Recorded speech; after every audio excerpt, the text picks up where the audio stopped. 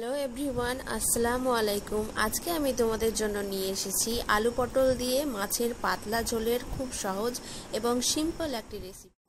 প্রথমে আমি কড়াইতে তেল দিলাম এবং তাতে 1 চামচ গোটা জিরে দিলাম এবং তাতে কিছু কুচনো পেঁয়াজ আর কাঁচা লঙ্কা দিয়ে দিলাম। এবার এটাকে আমি ব্রাউন হওয়া পর্যন্ত একটু ফ্রাই করব।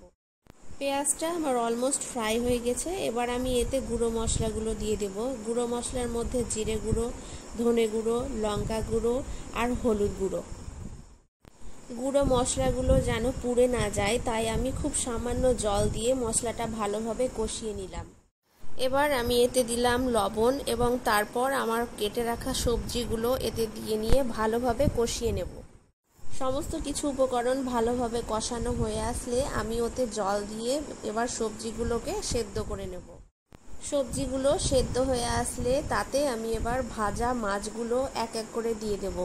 তারপর সমস্ত কিছু ভালোভাবে ফুটে আসলে আমি গ্যাস বন্ধ করে দেব।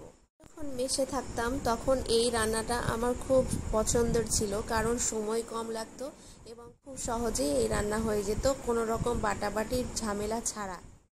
ভিডিওটি ভালো লাগলে অবশ্যই লাইক করো।